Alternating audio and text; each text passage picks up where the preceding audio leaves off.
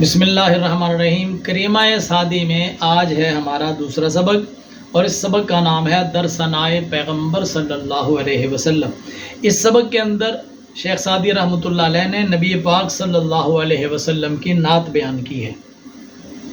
Start کرتے ہیں۔ در کا معنی ہے میں، ثنا کا معنی ہوتا ہے تعریف، اور پیغمبر یہ ایک اسم فاعل ہے، جیسا کہ میں نے آپ کو پچھلے سبق کے اندر بھی یاد دلایا تھا۔ اہل فارس کا طریقہ یہ ہے کہ ایک اسم اور ایک امر کو ملاتے ہیں تو اسم فاعل بناتے ہیں۔ پیغمبر اصل میں دو لفظ تھے، پیغام اور بر۔ پیغام کا معنی ہوتا ہے میسج، اور بر یہ بردن لے جانا، برد مضارع، تو پیغام بر، پیغام لے جانے والا۔ برد مضارع سے بر امر نکلا تو پیغام اور بر دونوں ملے تو یہ اس میں فاعل بن گیا، پیغام لے جانے والا صلی اللہ علیہ وسلم۔ تو رسول عربی میں اور فارسی میں پیغمبر ایک ہی معنی رکھتا ہے، اور یہاں پر نبی پاک صلی اللہ علیہ وسلم کا نام نامی جو ہے وہ شیخ سعدی نے نہیں دیا، صرف یہی کہا کہ در ثنائے پیغمبر صلی اللہ علیہ وسلم۔ پیغمبر یعنی پیغام لے جانے والے، یعنی رسول اکرم صلی اللہ علیہ وسلم کی تعریف میں۔ اب بات یہ ہے کہ کون سے پیغمبر کی بات کی جا رہی ہے، کس پیغمبر اور کس رسول کی نعت یہاں پر بیان ہو رہی ہے۔ شیخ سعدی رحمۃ اللہ علیہ نے نام ذکر نہیں کیا۔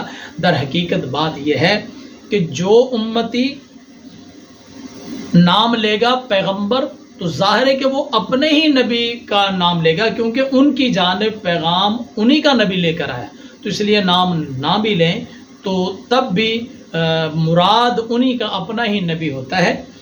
جس طرح کہ 4-5 آدمی بیٹھے ہوں اور سارے کے سارے صاحب اولاد ہوں، ان میں سے کسی ایک آدمی کا بیٹا آ کر کہو کہ ابو جی آپ ذرا گھر تشریف لائیے، تو اب ابو جی اس نے کہا، نام نہیں لیا، تو 4-5 بیٹھے ہیں، سارے ابو جی ہیں، تو اس بچے کی آواز پر صرف وہی بندہ متوجہ ہوتا ہے جو اس کا ابو ہے۔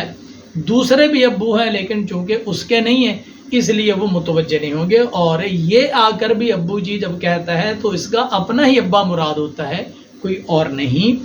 اس لیے بعض لوگ جو یہ اعتراض کرتے ہیں کہ جب تم الصلاۃ والسلام علیک یا رسول اللہ پڑھتے ہو تو اس کے اندر رسول کا تو کوئی نام ہی نہیں ہے، پتہ نہیں کس رسول پر تم سلام پڑھتے ہو، تو ان کی خدمت میں گزارش ہے کہ جب امتی پکارے گا اپنے نبی کو تو اس امتی کو پتہ ہے کہ میں اپنے نبی کو ہی پکار رہا ہوں، میں اپنے نبی پر ہی سلام بھیج رہا ہوں، اور ان کے نبی کو بھی پتہ ہوگا کہ یہ جو میرا امتی پکار رہا ہے یہ مجھے پکار رہا ہے، کیونکہ اس کا پیغمبر اور اس کا رسول تو میں ہی ہوں۔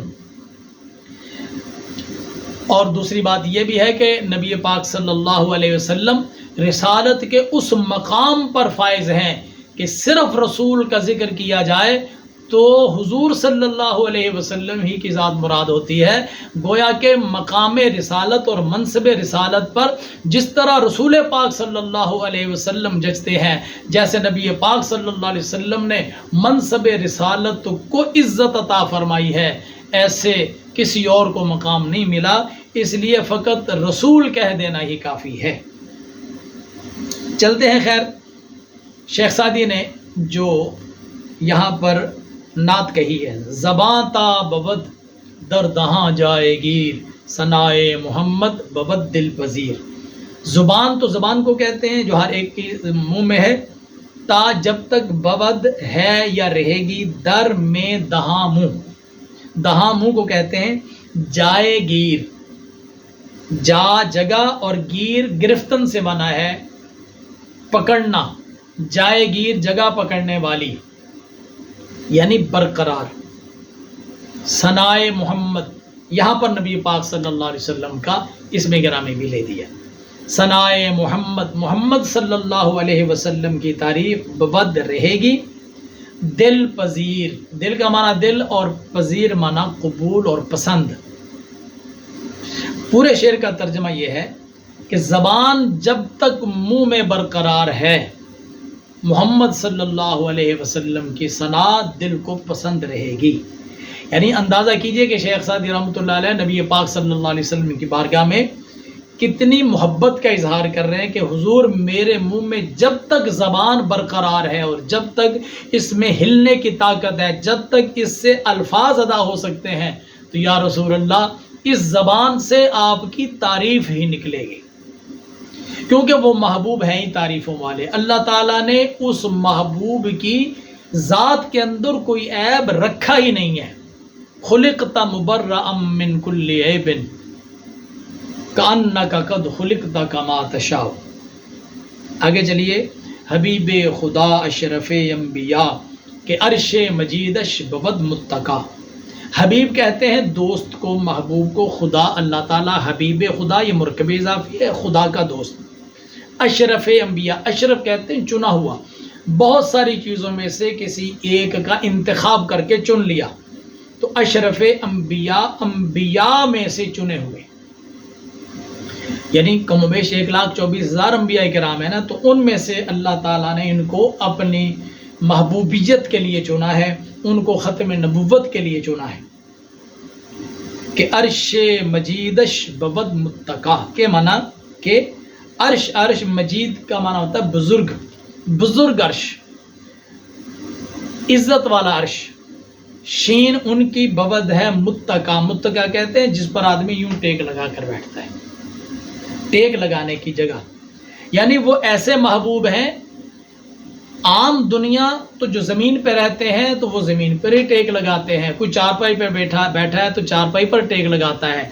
یہ محبوب ایسے ہیں کہ رہتے تو انسانوں میں ہیں، ان کی بشریت کا انکار کرنے والا دائرہ اسلام سے خارج ہے، لیکن عرش مجید بود متقا کہ عرش مجید ان کا متقا ہے، عرش مجید ان کے ٹیک لگانے کی جگہ ہے۔ سوار جہانگیر یکراں براق کہ بگذشت از قصر نیلی رواق۔ سوار کو کہتے ہیں، اور جہانگیر، جہان مانا جہاں اور گیر مانا پکڑنے والا، جہان کو پکڑنے والا، یعنی ایسا سوار جو پورے جہان کی سیر کر سکتا ہے، جس کو کسی جگہ پر جانے میں رکاوٹ نہیں ہے، جس کی پہنچ میں پورا جہان ہے۔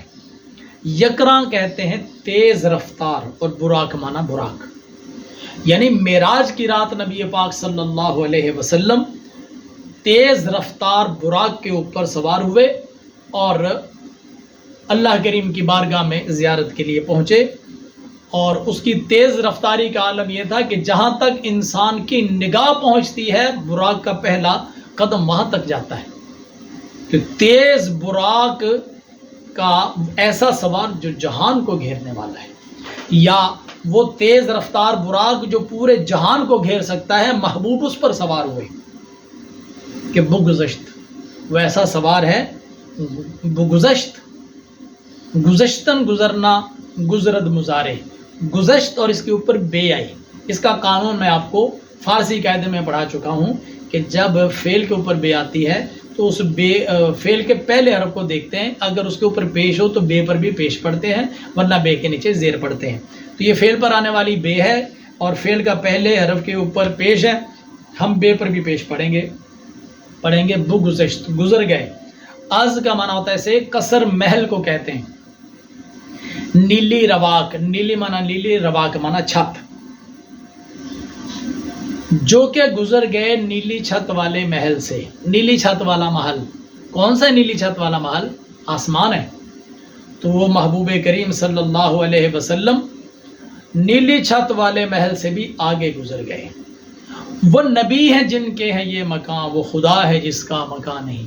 نبی پاک صلی اللہ علیہ وسلم معراج کی رات اس کائنات سے ورا الورا ہو کر اللہ کریم کے حریم ناز میں پہنچے، اور رب ذوالجلال نے نبی پاک صلی اللہ تعالی علیہ وسلم پر نوازشات کی، عنایات اور مہربانیاں کی، اپنی بارگاہ کا دیدار کروایا اور امت کے لیے نمازوں کا تحفہ عطا فرمایا۔ یہ تھا شیخ سعدی رحمۃ اللہ علیہ کا نبی پاک صلی اللہ علیہ وسلم کی بارگاہ میں خراج تحسین اور حضور صلی اللہ علیہ وسلم کی نعت۔ یہاں تک یہ سبق ہمارا مکمل ہوا۔ انشاءاللہ اگلے سبق کے ساتھ دوبارہ آپ کی خدمت میں حاضر ہوں گے، تب تک کے لیے اجازت۔ اللہ حافظ، السلام علیکم ورحمۃ اللہ وبرکاتہ۔